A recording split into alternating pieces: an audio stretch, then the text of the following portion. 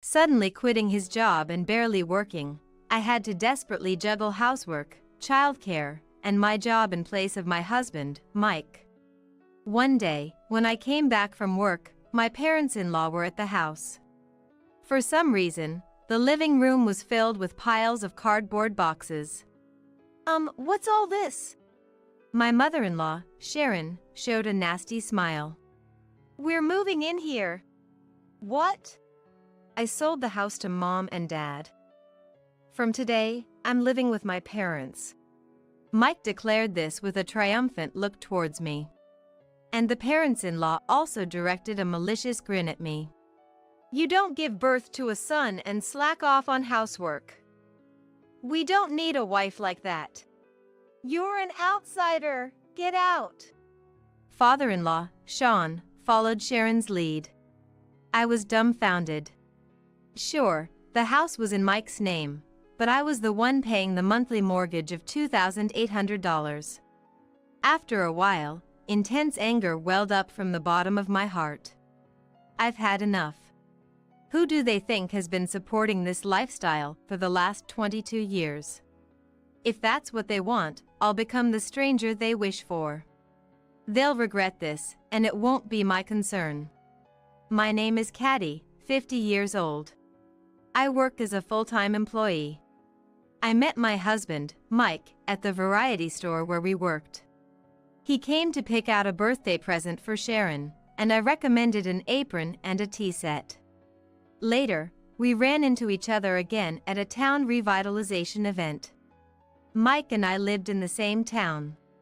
Feeling a connection, we struck up a conversation during a break, hit it off, and started dating. It was then I learned that Mike was an employee of a leading company. After the usual dates like going to movies and aquariums, we got married the following year. Soon after, we were blessed with a daughter. When I told Mike, he momentarily showed a surprised expression, but quickly his face lit up with joy. I can't believe I'm going to be a dad. Mom and Dad will be thrilled. Let's wait until it's safe to tell Sean and the others. It would be too sad if something happened, like a miscarriage. Right. Understood. Mike gently stroked my not yet swollen belly and smiled tenderly. Even such commonplace interactions filled me with contentment. Little did I know then how gradually our happy days would start to crumble. What a girl. Sean, upon entering the hospital room and disdainfully glancing at my crying daughter Nicola, was ready to leave within 5 seconds of his arrival. Sharon also frowned at Nicola without offering a single word of congratulations to me, not even a smile.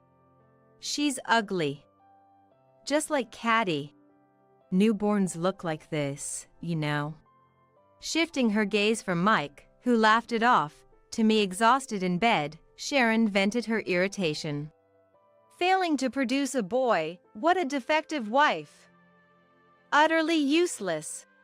Now, Caddy did her best. We came all the way from out of state for this, a complete waste of time and money. Pay us back for the gas and lunch. Of course. Thank you for coming. Mike responded with a smile to the grumpy parents-in-law and escorted them to the entrance of the maternity hospital. When Mike returned, I expressed my discontent. They weren't even invited. Mom said to let them know when the grandchild is born. Mike answered without a hint of guilt.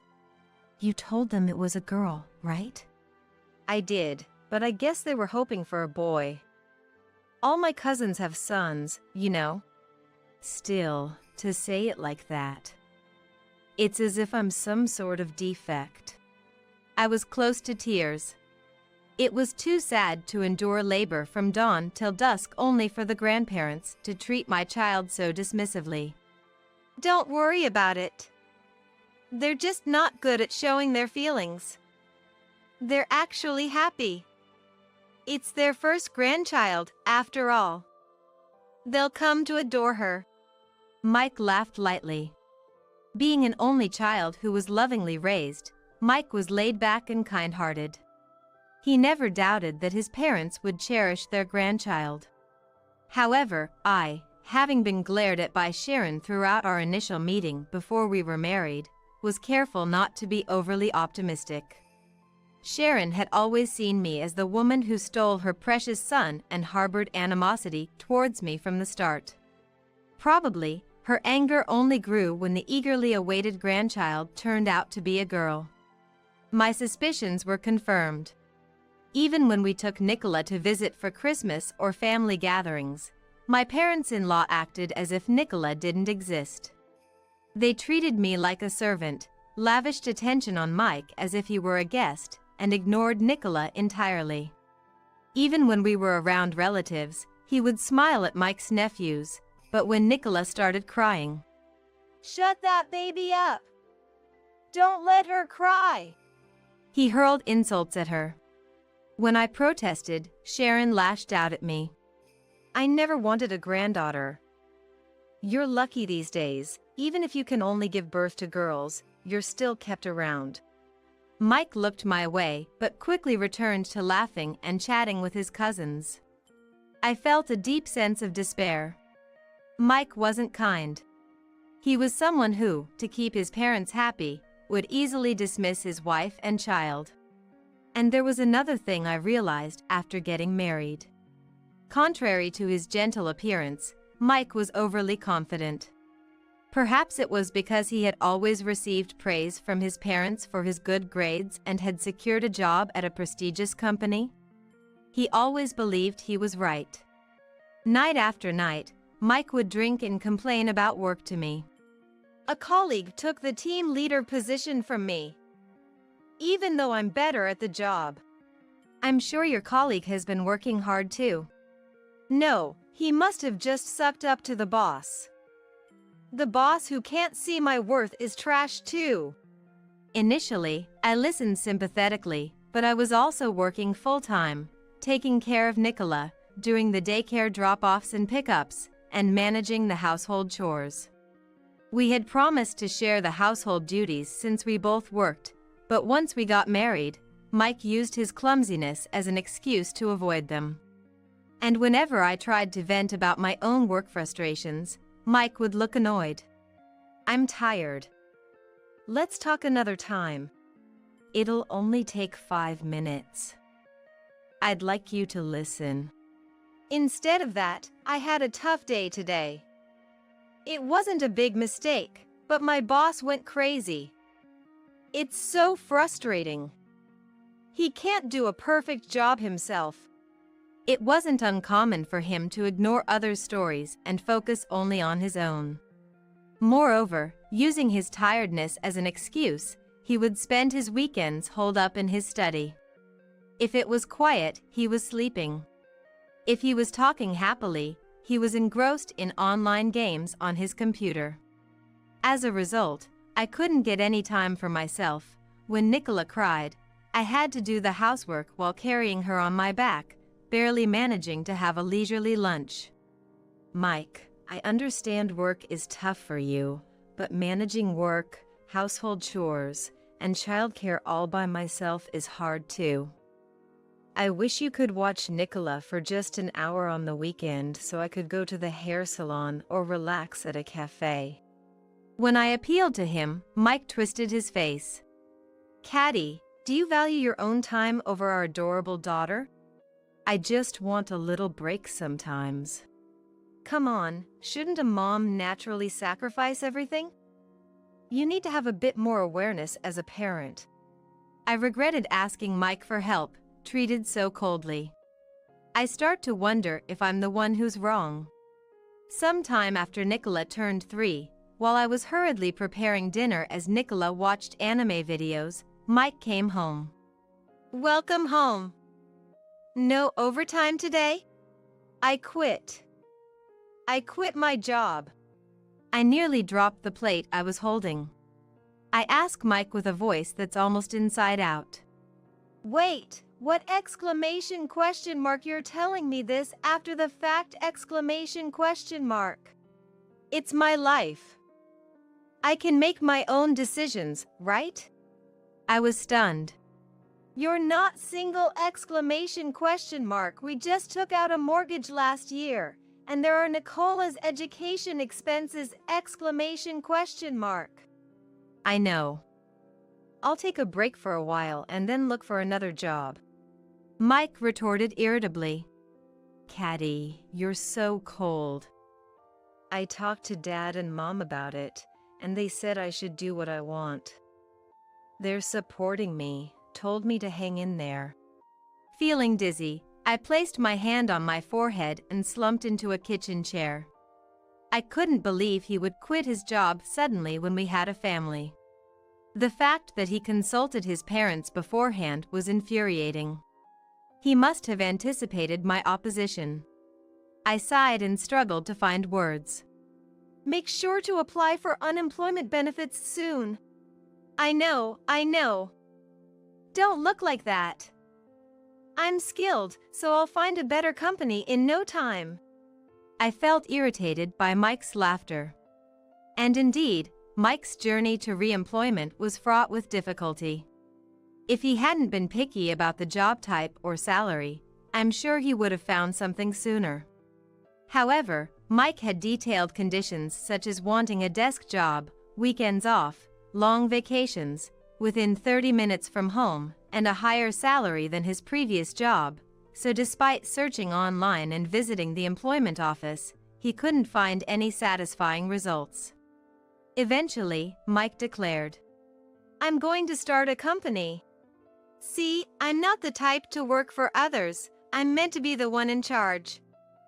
Being an employee isn't for me, he stated firmly. I'll study business management. And with that, he secluded himself in the study. However, all I could hear through the door were video game sounds and chats with gaming friends.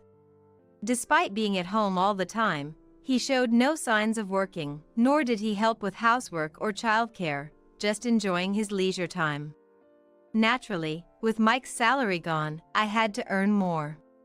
I got promoted to store manager, was entrusted with ordering products and buying goods from other regions, and my salary increased steadily. Even when Nicola graduated from her desired university, started working, and moved out, Mike remained the same. He picked up some computer skills and started doing some work from home, but only about 3 days a week. He claimed, I work from morning till night every day. But it was obvious what was happening. When he was genuinely working, the sound of the keyboard could be heard through the door, but when he was gaming, laughter and conversations leaked out.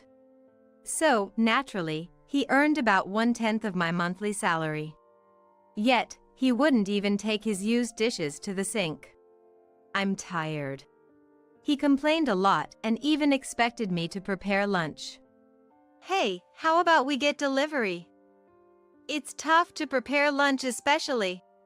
I suggested this due to my overwhelming workload, but he immediately dismissed it.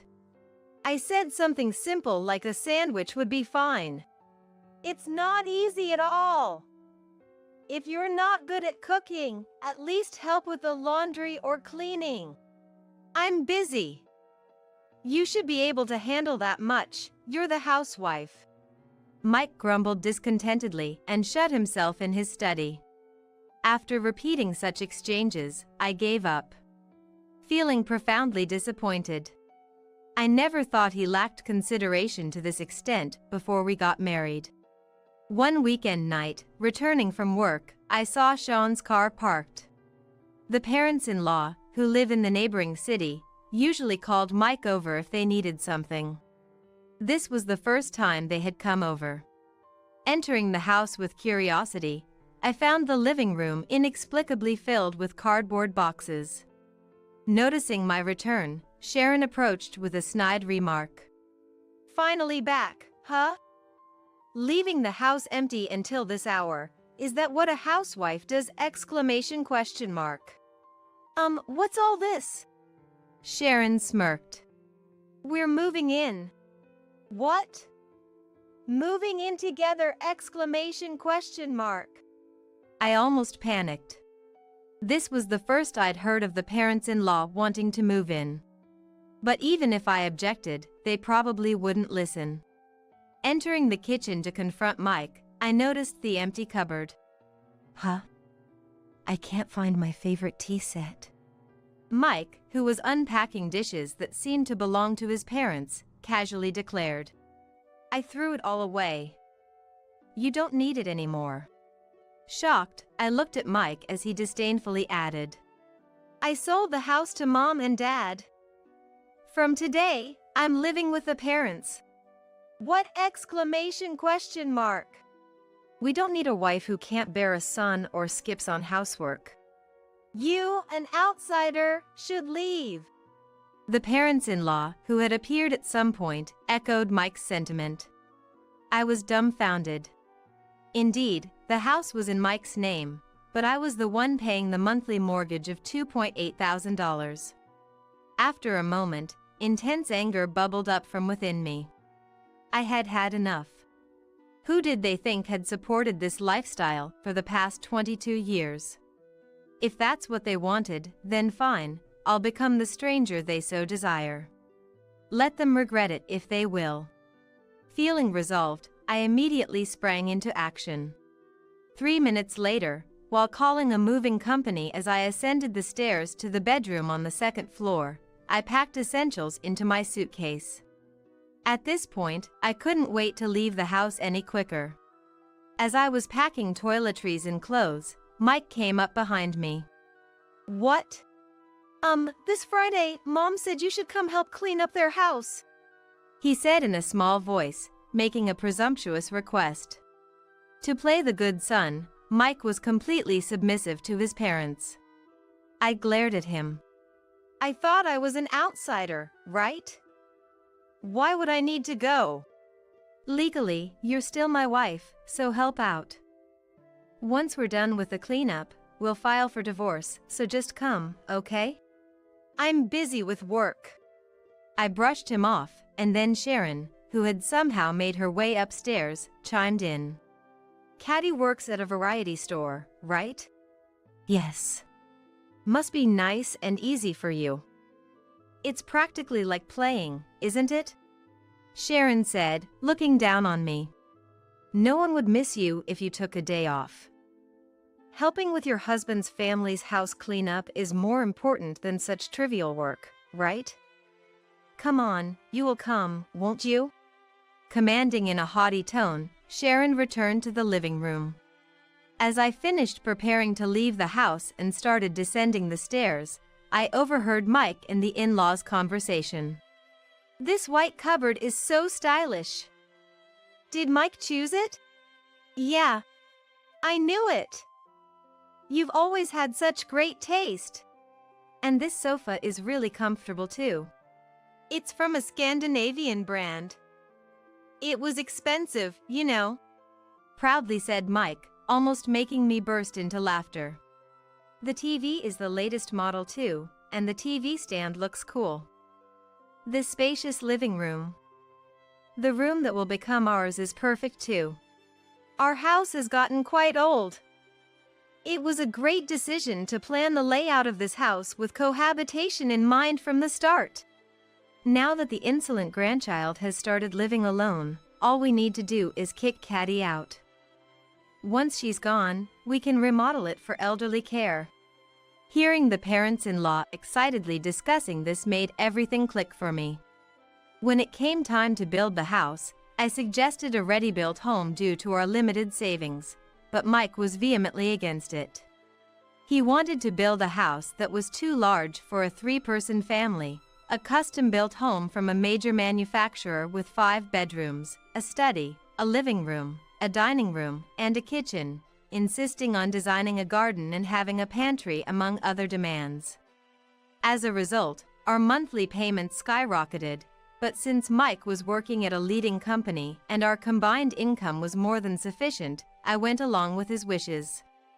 I never imagined Mike would quit his job the following year, so I clenched my fists in anger.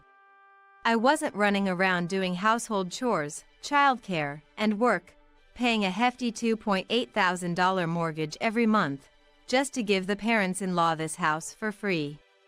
Losing my appetite, I left my dinner in the fridge, exited the house with my suitcase, and headed to a business hotel.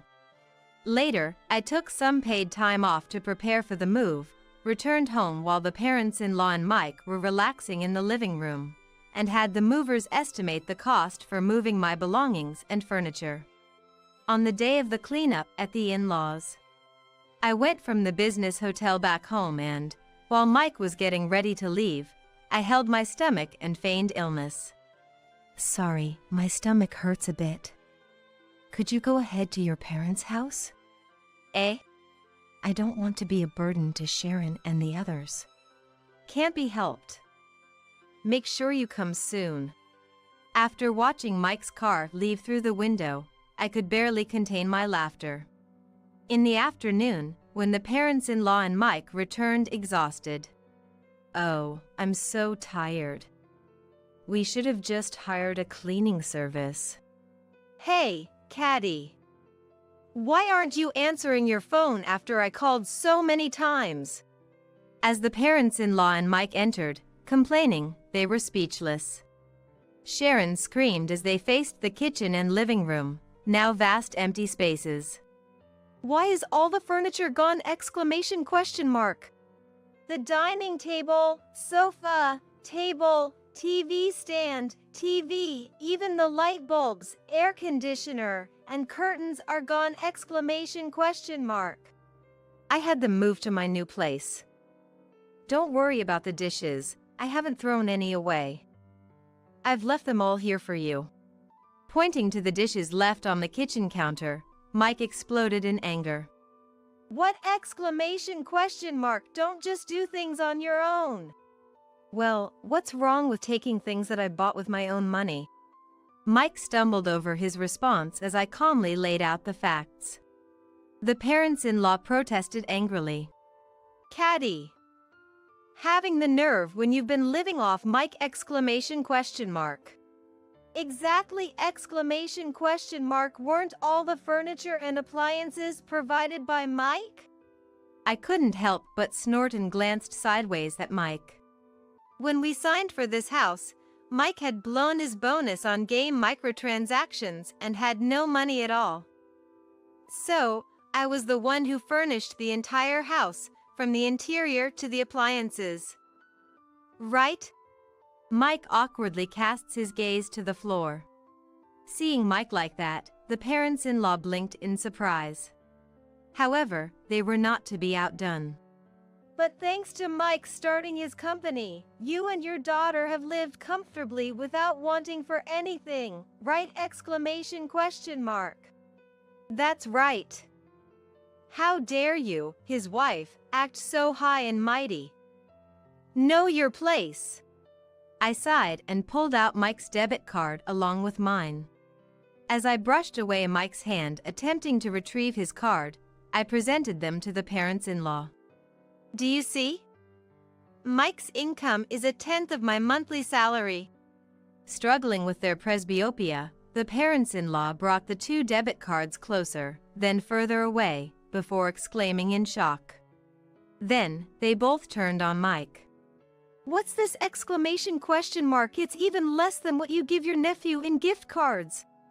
You said you were running a personal IT office with 20 employees, right? Was all that a lie?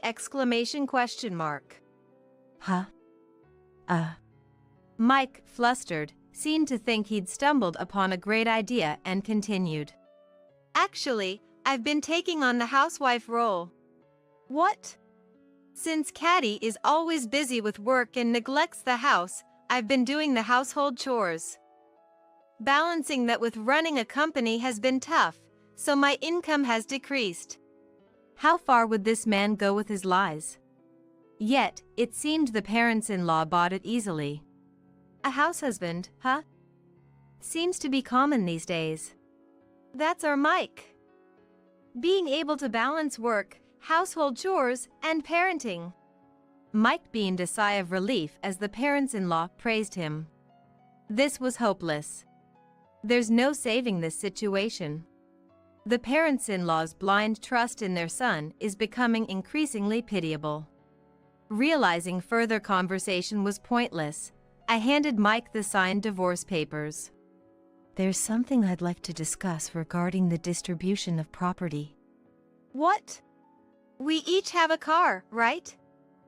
They need to be considered as joint property and divided between us. Mike looked puzzled, so I elaborated. We can either sell both cars and split the proceeds, or one person can keep driving their car while compensating the other with half of its appraised value. You want to sell my car? No way! About your beloved car, though, I paid for it because you convinced me we'd share it, but you never let me use it even once. Mike frowned and muttered complaints. Mine cost $70,000. Yours is just a used small car. That would mean I lose out. I don't want to sell mine either. So, shall we skip the property distribution? Yeah. Internally, I thought everything was going according to plan. As I was about to leave the house, Sharon chased me to the entrance. Caddy, either return the furniture or pay up. Mike will buy it. Yeah, Mom. I'll buy it, Mike said with a proud smile. Oh, is that so? Then, we have no use for you. Then, goodbye. Not wanting to intrude on their family time any further, I left. I explained the situation to my daughter Nicola and arranged to stay in her apartment until I found a new place. Nicola gladly agreed. I had the movers take away the unwanted furniture and only moved my favorite items to Nicola's place. Eventually, the divorce was finalized, and sometime later, on a certain day, Mike called. On the phone, Mike's voice sounded like he was about to cry. Hey, a notice for the house loan came! Why! The bank couldn't make the withdrawal because you didn't have $2,800 in the account, did you? How would I have that kind of money? I shook my head, exasperated. You were able to pay the mortgage up to now because I was transferring money to your bank account every month, remember? Mike gasped on the other end of the phone, seemingly having forgotten. The house was in your name because, at the time we took out the loan, you were an employee of a top company. It was easier to get the loan approved with you rather than me. Neither of us expected you to quit your job the following year. That's Having me cover the mortgage and living expenses became so normal for you that you must have thought money was magically appearing, didn't you? Mike fell silent. It seemed I had hit the nail on the head. From now on, you'll have to earn and pay it yourself. What! Impossible! Keep paying like before, Caddy, please. Dad, that's shameless. After kicking Mom out, you have the nerve to ask that? Nicola, having overheard our conversation, snatched the phone to scold him. Nicola? It's been a while. Are you doing well? That's not the point right now. Nicola retorted coldly. If you can't pay, why not sell the house and move in with the in-laws? We've already sold their house. We used the money to remodel it for elderly care. Nicola, you can help, right? You're working for a top company, aren't you? Hearing Mike's pitiful voice, Nicola rejected him angrily. No way. Those people always made snide remarks about wanting a grandson every time they saw me. I've had enough. The three of you can figure it out together. Don't contact us anymore. It's a nuisance.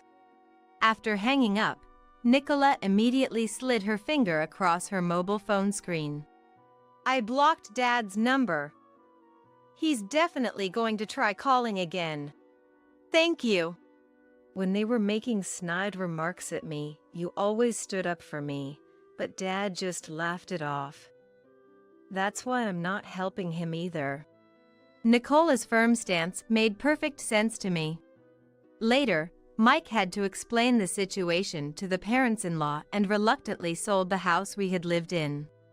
The parents-in-law, who had assumed they were living off savings to pay the mortgage, were dumbfounded. I also didn't forget to make Mike compensate for the Heritage brand dinnerware set he had discarded. The dinnerware set I bought during my single years was worth over $20,000. I demanded repayment through a lawyer and made sure it was paid in full from the proceeds of the house sale.